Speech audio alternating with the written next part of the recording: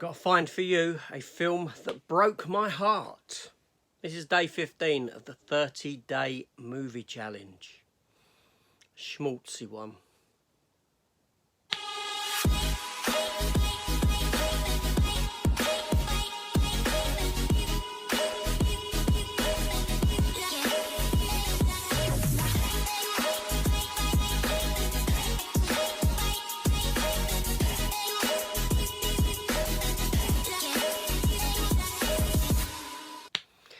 Hi everyone and welcome back to the channel. Welcome back to 30-day movie challenge.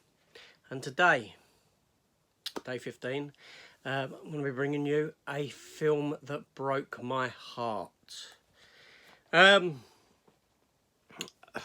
Wow.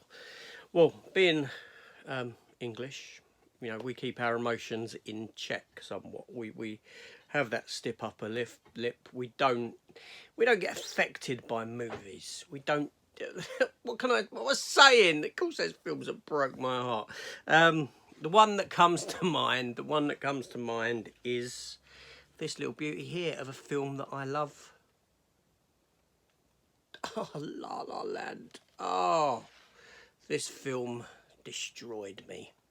No, it didn't upset me. It didn't make me cry or anything like that. But it's a heartbreaking story. You go on this journey with these two characters who you know, they meet one another, you know, they fall in love, they go on this journey that they go on together, but both at the same time they have these aspirations of their dreams of their own. You've got Emma Stone's character who wants to make it as a big actress. You've got Ryan Gosling's character who wants to make it as a big musician, have his own jazz club and this sort of a thing. And you know, I won't keep long at this one, but by the end of the film, you get this 9-minute... Things don't work out for them, basically. Things don't work out for them, but you get this 9-minute epilogue scene, essentially, which is all done to music in the film. It's all done... There's no speaking in it. It's all music. Fantastic music as well. And it's kind of like a reflection back over their life together, the times that they've spent together, and if things were done somewhat differently, how it would work out. Only during this epilogue scene, we come to see the two of them have children, have a child, and but what we're seeing is actually her life with this other fella that she's met from a certain perspective, from a certain point of view in this epilogue, but it kind of goes into their life and what their life would have been like or could have been like. It's a very bittersweet ending. Both of them fulfill their dreams. Both of these characters fulfill their dreams, but it's done separate to one another. You know... But they both look at each other and they give each other a smile, like, you know, because all the way through the film, both of them has pushed the other to carry on with their dream. Do you know what I mean? They both supported each other. So in essence, the story is that they would never have got to where they needed to get to fulfill their own dreams if they hadn't met one another. But in meeting one another, they needed one another for that point in their journey. But it was never to be a fulfilled journey. They came together for that, essentially. And also the film sort of touches on themes like, you know, there's that one person that we all have in our mind that we kind of let get away from us, so to speak. And we do have, you know, we all have those memories back of sort of, if this was done differently, if that was done differently, how would have things played out? And that's what the last few minutes of this film does, those last 10 minutes of this film.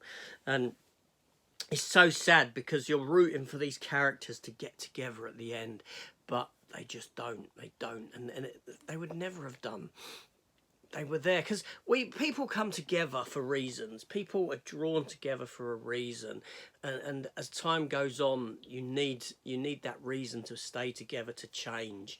Otherwise, that's where relationships start to drift apart, because you need fulfillment of something else. And I'm not talking about sexual fulfillment or anything like that. I'm talking about something far deeper. And if you can't get it out of the person that you're with, then you start looking for that fulfillment elsewhere.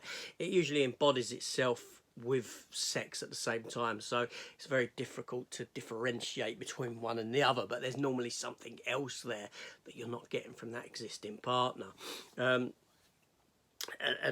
you've got to be very strong to be able to not fall for that kind of thing, and find what it is you're now looking for with the current partner that you're with. It's very difficult. It's very difficult. But this film, it plays on themes heavily of that sort of ilk. And like I said, these two characters, they come together, and they do love one another. They really do. But it was just never meant to be because of their dreams and their aspirations. And there's a lot of life lessons within this movie. There really are. But when you get to the end and you're confused with what you're watching, in a sense, in that you've seen her walk into this bar with this other fella, and it's his bar, it's his jazz club, and then you get, the music starts playing, it goes back and it shows their life again, but with these slight little differences. Things have gone differently, and then it catches up to them.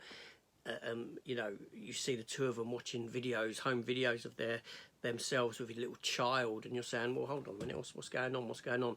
And then you see them leave a house together, leaving the child with a babysitter or with the grandparent, which is a scene that you've already seen but with a different person. And then you come to the realisation that, well, actually what we're seeing is that sort of what if things had played out slightly differently for us, what could have been. So it's a very bittersweet ending, and it is heartbreaking. It is a heartbreaking film, but also very joyful at the same time, because they do achieve, because of one another, what they wanted to achieve. La La Land, what a great film. What a great film, it truly is. But there we go, and that was the Best Buy exclusive steelbook that I have for it. And I do have another steelbook as well for this film, because seriously, I love this film, and my wife doesn't. She hates it. She hates the music. She hates it when I put it on. She hated we was on a cruise, and I was there late at night, just laid out on a deck chair watching it on the big outdoor cinema screen, and yeah, she don't like the film. There we go. What can you do, eh? But there we go. So let me know if there's a film that you've got that broke your heart. Let me know. It's quite a difficult question, really. It truly is. I had to land on that one after giving it a bit of thought, because that was in my mind, but how do I approach it?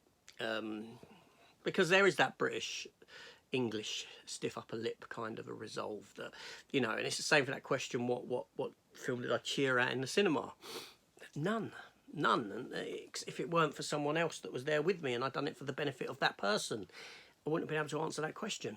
Do internal cheers count? I don't know. But anyway, so that was heartbreaking for me, this film here. And it's life lessons. And this one I go back to quite often. But anyway, so let me know in the comments down below. And tomorrow I'll be back with this question.